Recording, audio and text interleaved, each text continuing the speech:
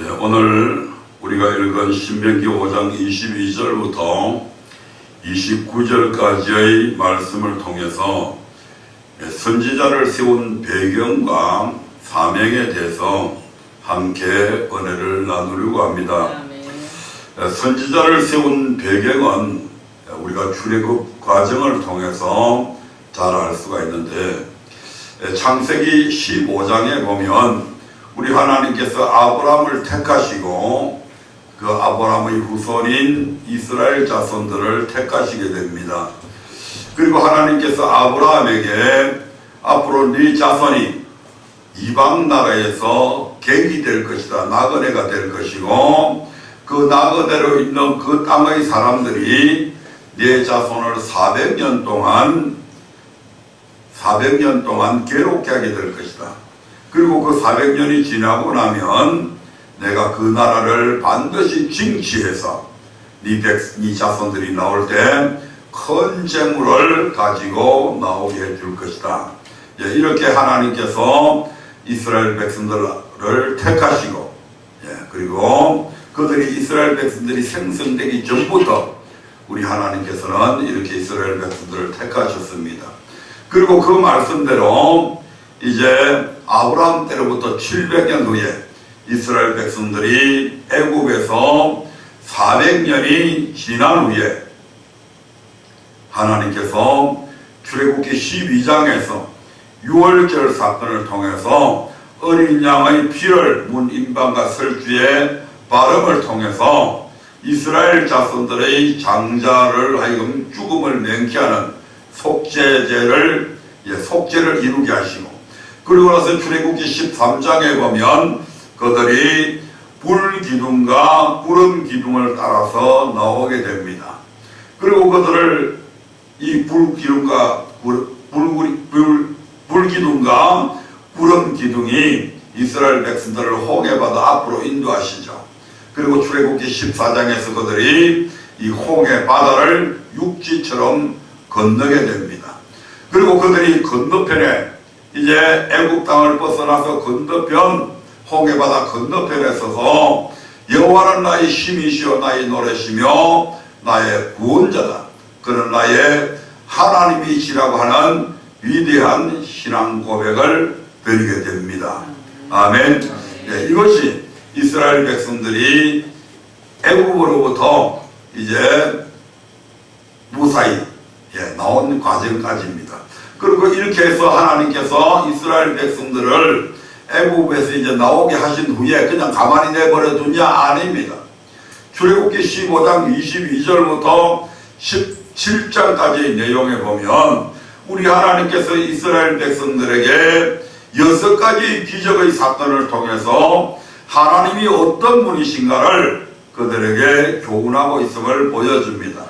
그 첫 번째가 바로 썸물을 달게 하시는 하나님, 두 번째가 나는 너희를 치유하시는 하나님이시다, 세 번째가 나는 너희를 부유케 하는 하나님이다, 네 번째가 일용할 양식을 공급해 주시는 하나님이다. 그래서 하늘에서 만나를 내려서 그들을 먹이시죠.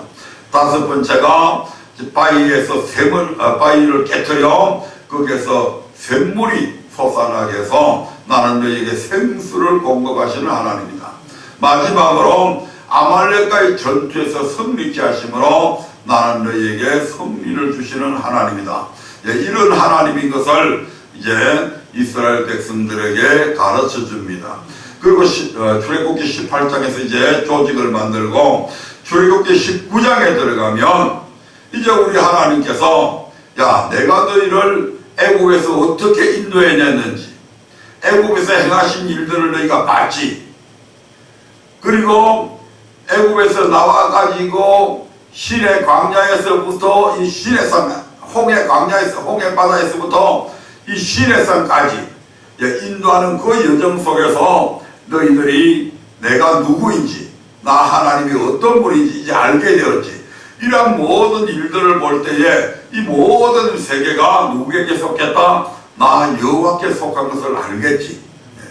이렇게 해서 이제 너희가 내 말을 잘 듣고 내 언약을 지키면 너희는 내 소유가 되고 제사장 나라가 되고 거룩한 백성이 될 것이다. 그러므로 이제 너희와 나는 내가 너희와 언약 맺기를 원한다. 백성에게 의사를 타진해봐라. 이렇게 해서 이제 하나님과 이스라엘 백성 사이에 언약을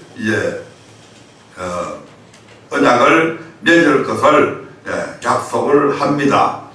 그리고 이제 언약의 내용에 들어가죠. 그래서 출애굽기 20장부터 23장까지 우리 하나님께서 이제 언약의 말씀을 선포하시게 되는데, 오늘 이제 우리에게 선지자를 세운 배경을 배경은 출애굽기 이제 20장에서부터 우리 모세를 통해서 하나님께서 직접 십계명의 말씀을 쭉 선포를 하십니다. 그 말씀이 딱 맞춰진과 동시에 이스라엘 백성들이 하나님 앞에 이렇게 건의를 하죠. 그게 바로 출애굽기 20장 18절부터 20절의 내용입니다. 한번 찾아보겠습니다. 출애굽기 20장 18절부터 20절의 말씀을 봅니다. 시작. 뭇 백성이 우레와 번개와 나팔 소리와 산의 연기를 본지라. 그들이 볼 때에 떨며 멀리 서서 모세에게 이르되 당신이 우리에게 말씀하소서 우리가 들으리이다. 하나님이 우리에게 말씀하시지 말게 하소서 우리가 죽을까 하나이다. 모세가 백성에게 이르되 두려워 말라. 하나님이 강림하심은 너희를 시험하고 너희로 경외하여 범죄치 않게 하려 하심이니라. 아멘. 백성들이 모세한테 지금 뭐라고 이야기하죠? 당신이 우리에게 말씀하소서 우리가 들으리이다. 하나님이 우리에게 말씀하시지 말게 하소서 우리가 죽을까 하나이다. 백성들이 왜 이와 같은 지금 말씀을 하게 됩니까? 19장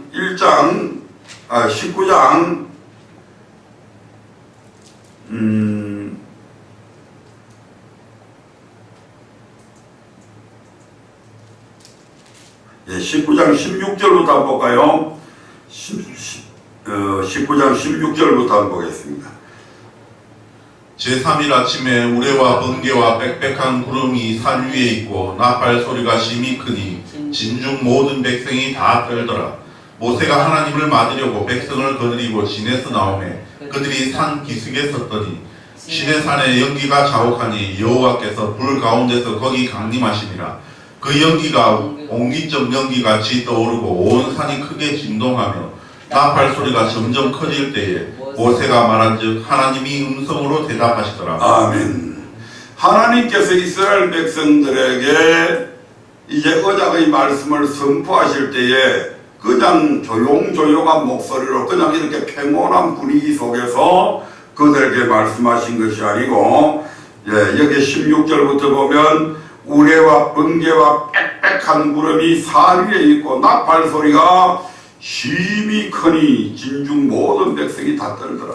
이미 말씀을 듣기 전부터 하나님의 엄청난 위엄을 그들이 보게 되죠. 그리고 그 산에서 시라세나 연기가 자욱하고 여호와께서 불 가운데 거기 강림하시고, 그 연기가 옹기점 연기같이 떠오르고 온 산이 크게 진동하며, 이러한 분위기를 그들이 분위기에 완전히 압도당한 것이죠. 그리고 이제 거기에서 우리 하나님께서 말씀을 하시는데 그 말씀이 얼마나 위험찬지 백성이 그냥 그 말씀을 들을 때 그냥 숨이 그냥 탁탁 막힐 정도로 완전히 두려움에 사로잡히게 되죠. 그래서 그 말씀이 여호와께서 말씀을 마친과 동시에 그들이 지금 모세한테 찾아와 가지고 하나님이 우리한테 말씀하시지 말게 해주십시오. 우리가 죽을 것 같습니다. 그러니까 당신이 대신 우리에게 말씀해 주십시오. 이렇게 지금 건의를 하게 되는 것을 우리가 보게 됩니다. 그런데 이제 모세가 백성을 이제 안돈시키죠. 두려워 말라. 하나님이 강림하시면 너희를 시험하고 너희로 경외하여 범죄치 않게 하기 위해서 이렇게 하셨다. 이렇게 말씀을 합니다. 이 부분을 좀 더 자세하게 설명한 부분이 바로 오늘 우리가 읽은 본문의 말씀이죠. 신명기 5장 22절부터 29절까지의 말씀을 다시 한 번 더 읽어보도록 하겠습니다. 여호와께서 이 모든 말씀을 산이 불 가운데 구름 가운데 흑암 가운데서 큰 음성으로 너희 총회에 이르신 후에 더 말씀하지 아니하시고 그것을 두 돌판에 써서 내게 주셨느니라. 산이 불에 타며 캄캄한 가운데서 나오는 그 소리를 너희가 듣고 너희 지파의 두령과 장로들이 내게 나와 말하되 우리 하나님 여호와께서 그 영광과 위엄을 우리에게 보이심에 불 가운데서 나오는 음성을 우리가 들었고 하나님이 사람과 말씀하시되 그 사람이 생존하는 것을 오늘날 우리가 보았나이다.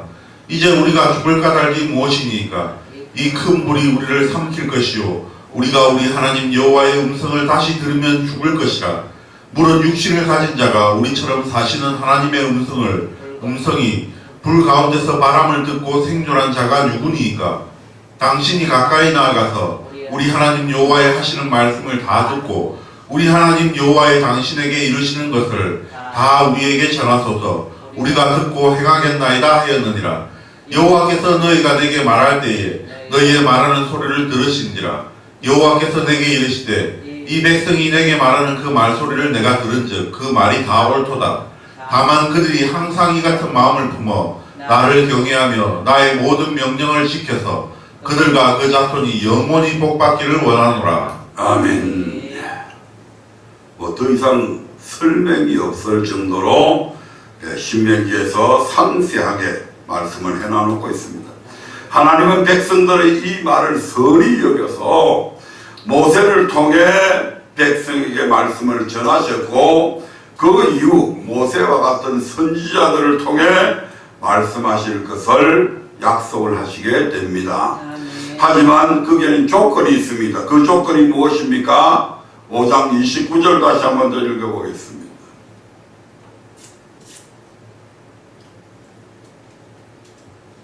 다만 그들이 항상 이 같은 마음을 품어 나를 경외하며 나의 모든 명령을 지켜서 그들과 그 자손이 영원히 복받기를 원하노라. 아멘. 그 조건이 뭐라고요? 다 항상 이 같은 말. 다만 그들이 항상 이 같은 마음. 이 같은 마음이 어떤 마음입니까?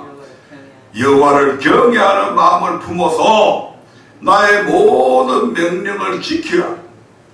누가 전하든지 간에 나 여호와가 직접 전하지 않아도 모세가 전하든 모세와 같은 다른 선지자들이 전하든 어린아이가 전하든 그 말씀이 누구의 말씀이면 여호와의 말씀이면 너희들이 그 말씀을 받을 때 떨며 두려움으로 받아라. 아멘. 지금 죽을 것 같은 그런 심정으로 받아라.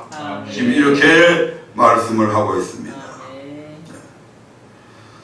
빌립보서 2장 12절에 보면 사도 바울은 그의 성도들에게 이렇게 말씀하고 있는 부분이 나옵니다. 빌립보서 2장 12절입니다.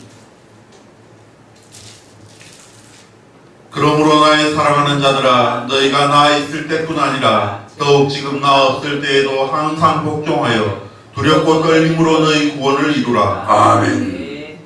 빌립보 교인들을 향해서 사랑하는 자들아 너희가 나 있을 때뿐만 아니라 나 있을 때 너희가 두렵고 떨림으로 내가 전하는 그 말씀을 받았지 이 말입니다. 그와 마찬가지로 지금 내가 비록 너희들 곁에 없지만 그럼에도 불구하고 항상 가끔 아니죠 항상 복종하여 두렵고 떨림으로 너희 구원을 이루라. 네. 두렵고 떨림으로 이 말씀을 하나님의 말씀으로 받아서 순종하게 될 때 너희가 구원을 얻게 된다. 지금 이렇게 말씀하고 있잖아요. 아멘. 이처럼 선지자를 세운 배경은 하나님께서 먼저 요구한 것이 아니라 이스라엘 백성들이 먼저 요구했습니다. 아멘. 아멘.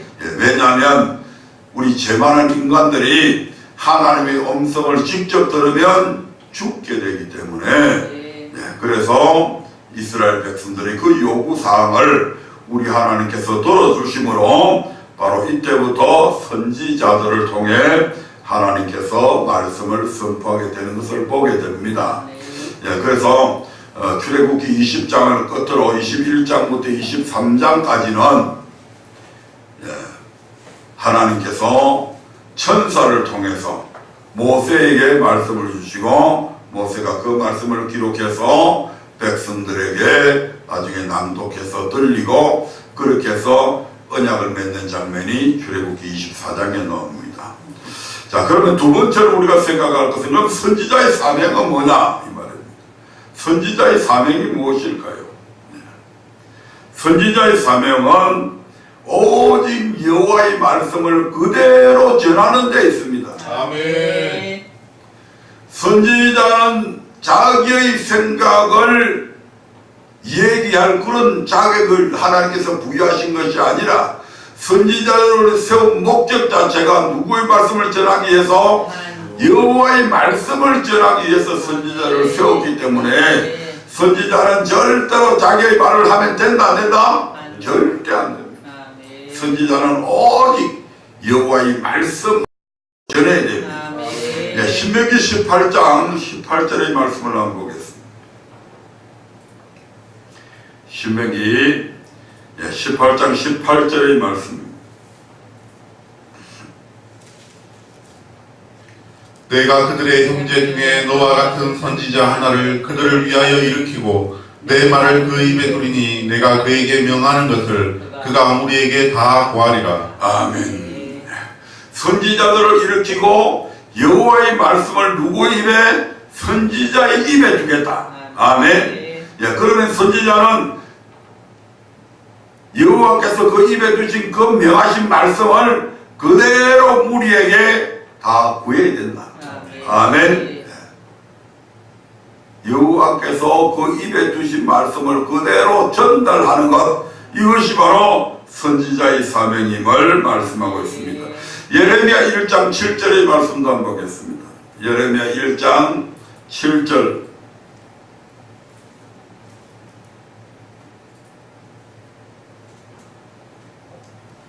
여호와께서 내게 이르시되 너는 아이라 하지 말고 내가 너를 누구에게 보내든지 너는 가며 내가 내게 무엇을 명하든지 너는 말할지니라. 아멘.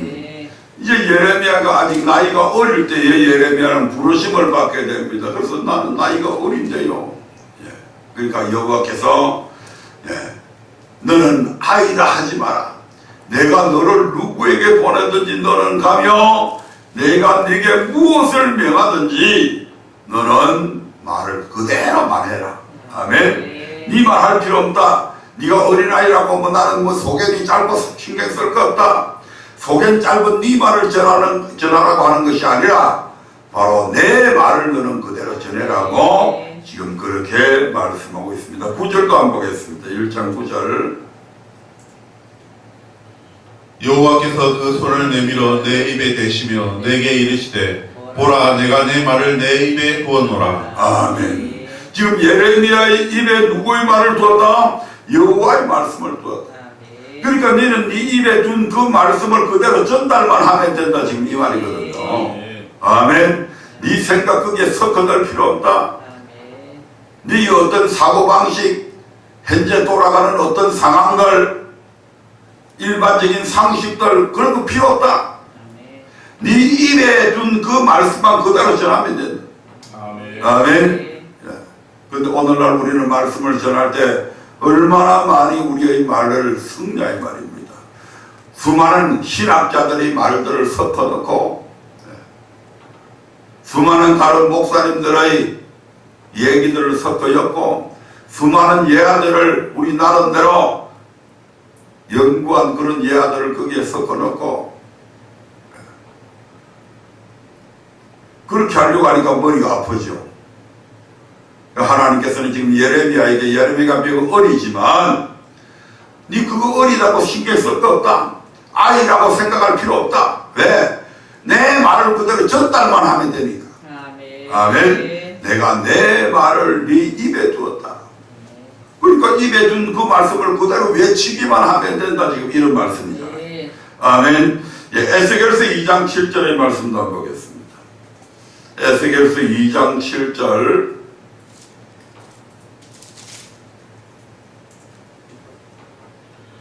그들은 심히 패역한 자라 듣든지 아니 듣든지 너는 내 말로 고할지어다. 아멘. 내가 지금 저 사람한테 하나님의 말씀을 전하면 저 사람이 들을까? 안 들을까? 또 듣고는 나를 비난하지 않을까? 야, 그게 무슨 말이냐라고 다시지 않을까? 이런 거 신경 쓸 거 필요 없다. 듣든지 안 듣든지 그 신경 쓸 필요 없다. 네 말을 듣고 그 사람들이 순종을 하든지 안 하든지 그것까지 신경 쓰지 마라. 아멘. 네 말로 그들을 설득하려고도 하지 마라. 그들은 심히 패역한 자들이다. 그러니까 듣든지 아니 듣든지 그거는 신경 쓸 필요 없다. 너는 다만 내가 네게 준 말, 그 말만 구하면 된다. 아멘.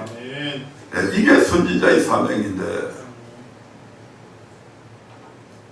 한번 더 볼까요? 3장 11절 말씀 보겠습니다. 3장 11절 시작. 사로잡힌 내 민족에게로 가서 그들이 듣든지 아니 듣든지 그들에게 고하여 이르기를 주 여호와의 말씀이 이러하시다 하라 하시더라. 아멘. 듣든지 안 듣든지 그 신경 쓸 필요 없다. 주 여호와의 말씀이 이러이러하다. 우리 하나님께서 이렇게 말씀하셨다. 그것만 그대로 전달하면 된다. 머리 아플 필요 없죠. 아이라도 할 수 있는 거죠. 우리 하나님의 말씀은 어렵지 않습니다. 사람들이 자꾸 어렵게 만들어서 그러지. 17절 한번 볼까요? 17절도 3장 17절. 인자야 내가 너를 이스라엘 족속의 파수꾼으로 세웠으니 너는 내 입의 말을 듣고 나를 대신하여 그들을 깨우치라. 인자야 내가 너를 이스라엘 족속의 파수꾼으로 세웠다. 그러니까 너는 내 입의 말을 듣고 나를 대신해서 그들을 깨우치라. 나를 대신해서 전해라. 내가 직접 전하면, 내가 직접 말씀하면 저들이 죽지 않냐. 그러니까 네가 대신 전해라. 뭘 전해야 될지 그런 거 신경 쓰지 마라. 그건 바로 내가 네한테 내 입의 말을 듣고 그대로 전달만 하면 된다. 지금 이런 말씀이죠. 27절 한번 보겠습니다. 에스겔서 3장 27절도 보겠습니다. 시작. 그러나 내가 너와 말할 때에 내 입을 열리니 너는 그들에게 이르기를 주 여호와의 말씀이 이러하시다 하라.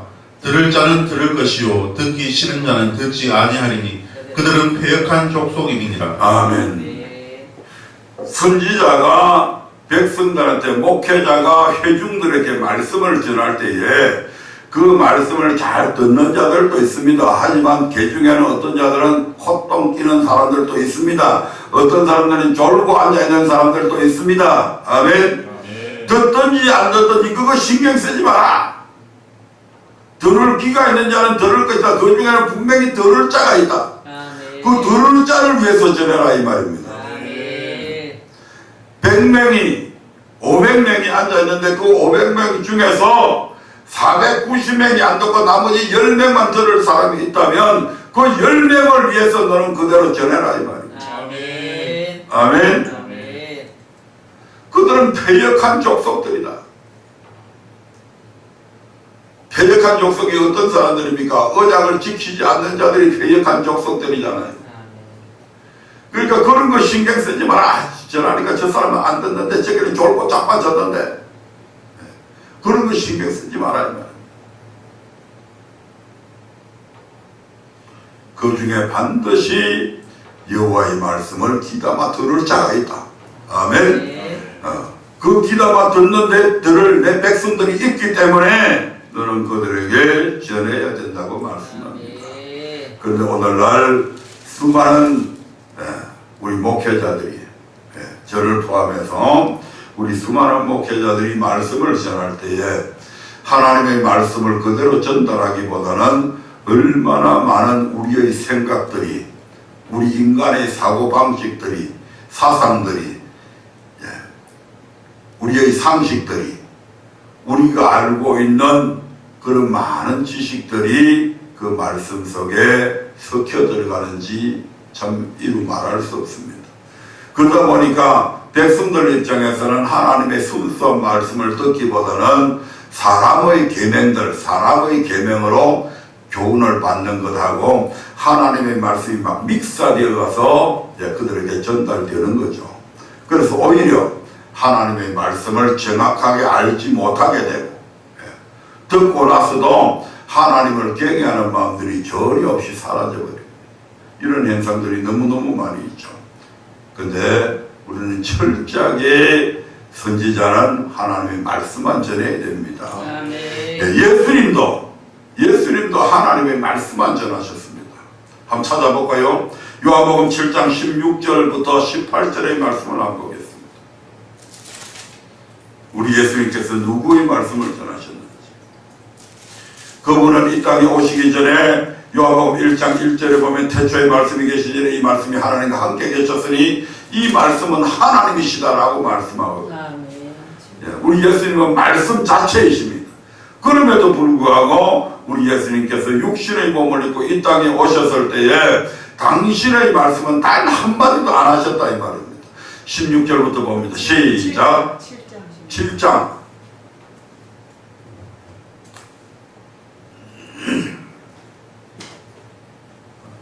시작. 예수께서 대답하여 가라사대 내 교훈은 내 것이 아니요 나를 보내신 이의 것이니라.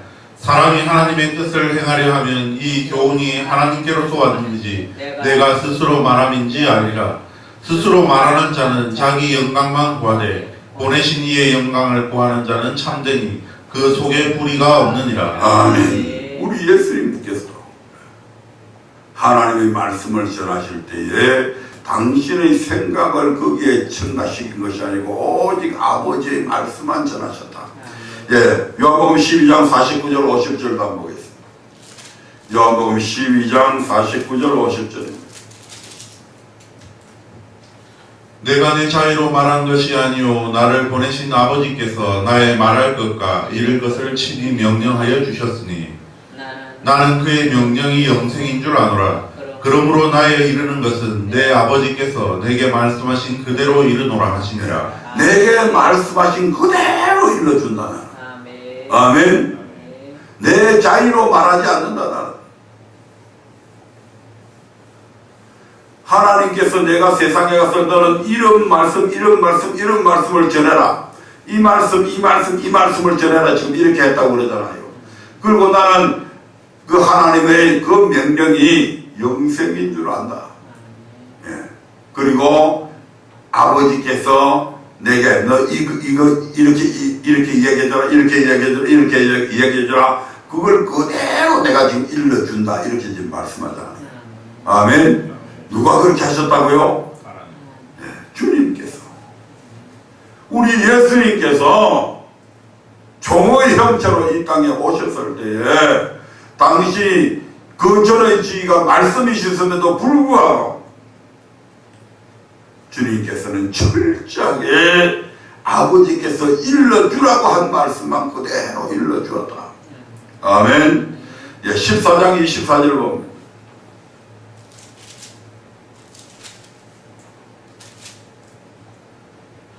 나를 사랑하지 아니하는 자는 내 말을 지키지 아니하나니 너희의 듣는 내 말은 내 말이 아니요 나를 보내신 아버지의 말씀이니라. 아멘. 여기도 아버지의 말씀이다. 마지막으로 요한복음 17장 8절 한번.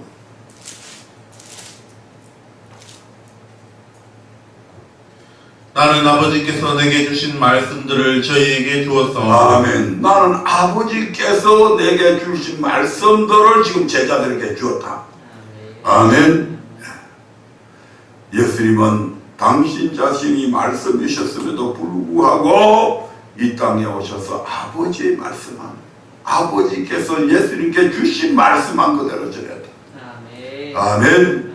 그렇다고 한다면 오늘 선지자들, 주의 종들은 어떻게 해야 됩니까? 우리 주님이 이렇게 하셨는데 우리도 마땅히 그 주님처럼 우리 말씀만, 내 생각 없이 오직 아버지의 말씀만 그대로 성도들에게 전달하면 될 줄로 믿습니다. 이것이 선지자의, 목사의 사명이다 이 말입니다. 자, 그러면 이제 하나 더 생각해야 될 것은, 그러면 하나님의 말씀을 받는 성도들의 자세는 어떠해야 하는가? 오늘 신명기 5장 29절 본문에 있는 말씀처럼 하나님의 말씀을 받는 성도들의 자세는 어떠해야 되는가? 바로 첫 번째로 두렵고 떨림으로 받아야 됩니다. 아멘. 이스라엘 백성들이 하나님의 시내산에서 하나님의 말씀을 받을 때에 가졌던 그 자세, 아멘. 이 말씀대로 살지 아니하면 죽을 것 같은 그런 압박감을 느끼면서 들을 줄 알아야 된다. 아멘. 한마디로 경외함으로 들어야 됩니다. 아멘. 경외함으로 들어야 그 말씀에 순종하게 되는 거죠. 아멘. 이 말씀 안 들으면 내가 죽는다. 그런 경외함이 있으면 반드시 죽지 않으면 살기로 지키게 되어 있습니다. 아멘. 두렵고 떨림으로 받아야 됩니다. 두 번째로 하나님의 말씀을 받을 때에 명령으로 받아야 됩니다. 아멘. 아멘. 방금 우리 주님께서도 아버지의 말씀을 받을 때 무엇으로 받았다? 명령으로 받았다. 아멘. 나는 그의 명령이 영생인 줄 안다. 지금 그렇게 말씀합니다. 아멘. 우리 주님도 아버지의 말씀을 받을 때 명령으로 받았다. 아멘. 그러다가 우리 성도들도 마땅히 누가 전하든지 간에 하나님의 말씀을 받는 그 자세는 명령으로 받는 자세가 필요합니다. 아멘. 아멘. 세 번째로 하나님의 말씀을 받을 때에 데살로니가 교인들처럼 사람의 말로 받지 아니하고 하나님의 말씀으로 받아야 됩니다. 아멘. 데살로니가 전서 2장 13절의 말씀을 한번 보겠습니다. 데살로니가 전서 2장 13절.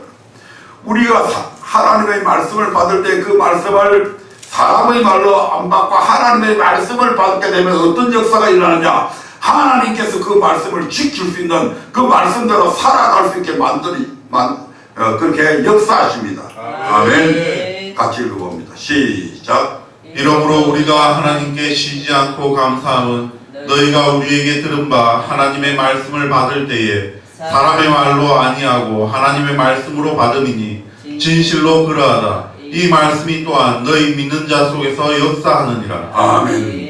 하나님의 말씀을 그대로 받고 믿는 자들 속에 누가 역사한다고요? 하나님께서 그 말씀대로 이루어가도록 역사해 주신다 이 말이에요. 어떤 자에게? 믿는 자에게. 아멘. 하나님의 말씀을 딱 들을 때에 사람이 이게 하나님의 말씀이구나 이렇게 믿게 되면 어떻게 돼요? 그 말씀에 순종하게 되어 있죠. 아멘. 그렇게 하면 하나님께서 그 말씀하신 대로 역사해 버립니다. 아멘. 왜? 우리 하나님이 어떤 하나님이라고요? 여호와 하나님. 아멘. 말씀하시고 반드시 말씀대로 이루어 가시는 하나님이시기 때문에 아무한테나 그렇게 하시는 것이 아니고 하나님의 말씀을 그대로 믿고 순종하려고 하는 자들에게 하나님께서 그 말씀 그대로를 이루어 가시는 거예요. 아멘. 아멘. 예, 굉장히 중요한 말씀이죠. 네 번째로 하나님의 말씀을 받을 때에 아멘으로 받아야 됩니다. 느헤미야 8장 5절부터 6절의 말씀을 한번 보겠습니다.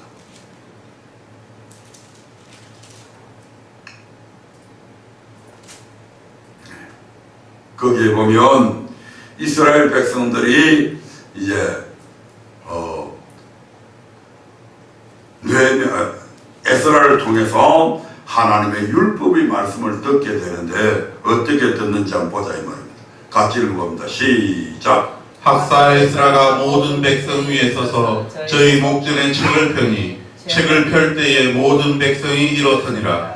에스라가 강대하신 하나님 여호와를 송축하매 모든 백성이 손을 들고 아멘 아멘 응답하고 몸을 굽혀 얼굴을 땅에 대고 여호와께 경배하였느니라. 아멘.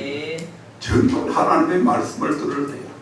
지금 근 70년 동안을 여호와의 말씀을 못 들었잖아요. 아멘. 바벨론의 포로로 잡혀가지고 못 들었어. 거기서 바벨론에 가서 얼마나 억울한 일을 많이 당했는지 모릅니다.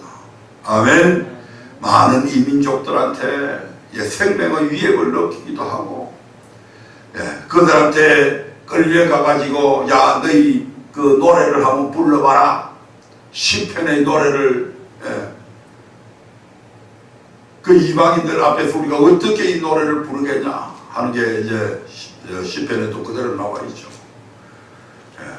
그러다가 이제 그들이 해방이 되어져서 본국에 돌아서 예루살렘 성전을 재건을 하고 성을 이제 다 개축을 해서 다 하고, 그리고 지금 학사 에스라를 통해서 이 율법의 말씀을 선포하게 하는데, 율법의 말씀을 들을 때에 온 백성들이 그 말씀을 들을 때 다 일어섰다. 그리고 그 말씀이 들려질 때에 어떻게 했다고요? 아멘. 아멘, 아멘. 그냥 아멘, 아멘이 아닙니다. 수많은 사람들이 거기에 쫙 있을 때에 학사 에스라가 말씀을 선포하게 되면 백성이 손을 들고 아멘, 아멘 이런 식으로 말씀을 들었다 이 말입니다. 아멘. 이게 순문학 강장에서 이루어진 사건이잖아요. 순문학 강장에서 대부흥의 운동이 일어난 겁니다. 비가 내리는데도 그들이 막 그 말씀을 듣고, 중간중간에 많은 레위 지파 사람들이 중간에 서가지고 그 말씀에 대한 해석들을 해주고 막 그렇게 하니까 하나님의 말씀을 그동안에 70년 동안이나 듣지 못해가지고 어떻게 하나님을 섬겨야 될지도 모르는 그들이 이제 말씀을 들으면서 막 눈이 번쩍번쩍 띄어지는 거예요. 지금 우리가 이렇게 하나님을 섬겨야 되는데 이렇게 섬기지 못해서 우리가 이런 억울한 일들을 당했구나. 이게 잘못이 아니지, 저들이 다른 사람들이 잘못이 아니고 바로 우리들의 잘못이었구나, 이런 것을 깨닫고 대회개 운동이 수문학 강장에서 일어나잖아요. 아멘. 그리고 하나님의 말씀을 받을 때 아멘으로 받아야 돼. 고린도후서 1장 20절 보겠습니다. 하나님의 모든 말씀은 우리에게 예가 된다, 예스가 된다. 예가 되는 거예요. 신뢰가 되는 게 아니고. 시작. 하나님의 약속은 얼마든지 그리스도 안에서 예가 되나니 그런즉 그로 말미암아 우리가 아멘하여 하나님께 영광을 돌리게 되느니라. 아멘. 우리 하나님의 말씀은, 그 말씀은 예가 된다, 예스가 된다. 틀림없이 그대로 이루어지니까. 아멘. 예하고 그대로 순종하면 되는 겁니다. 다섯 번째로 하나님의 말씀을 받을 때 간절한 마음으로 말씀 받아야 된다. 아멘. 어떤 마음으로요? 간절한 마음으로. 베레아 교인들처럼 사도행전 17장 11절에 보면, 사도행전 17장 11절에 보면 베레아 교인들이 말씀 듣는 자세를 이렇게 기록해 놓고 있습니다. 베레아 사람은 데살로니가에 있는 사람보다 더 신사적이어서 간절한 마음으로 말씀을 받고 이것이 그러한가 하여 날마다 성경을 상고함으로. 아멘. 베레아 교인들은 하나님의 말씀을 받을 때 어떻게 받았다고요? 간절한 마음으로 말씀을 받고, 그 말씀이 진짜 그렇나 안 그렇나, 성경에 있나 없나 성경을 뭐했다? 상고했다. 이런 자세가 오늘날에는 더 필요합니다. 왜냐하면 교회 안에 수많은 거짓 선지자들이 침투에 들어와 있잖아요. 아멘. 믿음의 도를 미혹하려고 하는 것들이 교회 안에 들어와 있잖아요. 이단들 말고, 이단들은 이미 다 이단이라는 게 드러나 있으면 아예 들으려고 생각해. 신천지 그것도 들을 필요 없어, 아예 안 듣잖아요. 그런데 교회 안에 거짓 선지자들이 들어와 있는데 이 거짓 선지자들이 양의 옷을 입고 말씀을 전하니까 저게 진짜인지 가짜인지 잘 분별이 안 되잖아요. 그래서 우리는 말씀을 들을 때 뭐 어떻게 들어야 된다? 간절한 마음으로 말씀을 받을 때 어떻게 된다? 상고해야 된다. 아멘. 그 말씀이 정말 그러한가 확인해. 아멘. 그래서 확인해서 틀림없는 하나님의 말씀에 싶으면 죽기를 각오하고 그 말씀에 순종해야 된다. 아멘. 아멘. 시간이 없어서 하나만 더 말씀하고 마치겠습니다. 말씀을 받을 때 마음을 상하지 말아요. 아멘. 뭘 상하지 말아야 된다고요? 마음을 상하지. 출애굽기 6장 9절의 말씀이죠. 출애굽기 6장 9절 말씀. 모세가 이와 같이 이스라엘 자손에게 전하나 그들이 마음의 상함과 역사의 혹독함을 인하여 모세를 듣지 아니하였더라. 아멘. 그들에게 지금 전한 말씀이 뭡니까? 모세가 뭘 전했습니까? 출애굽기 6장 6절의 말씀. 애굽에서 너희를 건져 구원해내겠다. 그 다음에 구원한 너희들을 하나님께서는 그들이 하나님이 되어주고 너희를 하나님의 백성 삼아주겠다. 그리고 너희 조상들에게 약속은 아브라함과 이삭과 야곱에게 약속한 가나안 땅을 너희에게 주겠다. 이 엄청난 축복의 약속들을 그들이 뭐해서 마음이 상해서 그 말씀이 귀에 안 들어왔다 이 말이에요. 아무리 좋은 말씀을 해도 마음을 상하면 은혜가 안 됩니다. 은혜가 안 되니까 마음에 그 말씀이 안 심겨지죠. 안 심겨지면 어떡합니까? 순종할 수도 없고 마귀한테 미혹당할 수밖에 없다 이 말입니다. 그래서 철저하게 우리는 하나님 말씀을 들을 때에 마음 상하지 않도록 늘 마음을 상했다면 기도할 때 말씀 듣기 전에 미리 하나님 앞에 하나님 내가 이런 일 때문에 마음을 너무 상했어요. 하나님 이 마음 상한 마음 고쳐주세요. 그렇게 기도해서 그 상한 마음 빨리 고침 받아야 됩니다. 아멘. 그래서 고침 받아야 말씀을 듣고 그 말씀을 들을 때 제대로 은혜로 들을 수 있다 이 말입니다. 아멘. 꼭 기억하셔서 오늘 선지자를 세운 배경, 그 다음에 선지자들의 사명, 이것은 주의 종들에게 속해 있다고 생각해도 마지막에 세 번째로 하나님의 말씀을 받는 성도들의 자세는 바로 해야 됩니다. 아멘. 이렇게 목사가 해야 될 일과 성도들이 말씀을 들을 때에 해야 될 일들을 나누어서 말씀을 드렸습니다. 시간 관계상 말씀을 받을 때 이와 배치되는 자세로 말씀을 받는 자들의 결과에 대한 것은 다음에 시간이 나면 말씀을 듣도록 하겠습니다. 그러므로 우리는 누가 말씀을 전하든지 그 말씀이 하나님의 말씀이면 경향으로 받고 순종하여 영원히 복받는 은혜가 있기를 주의 이름으로 축원드립니다. 다 같이 기도하겠습니다.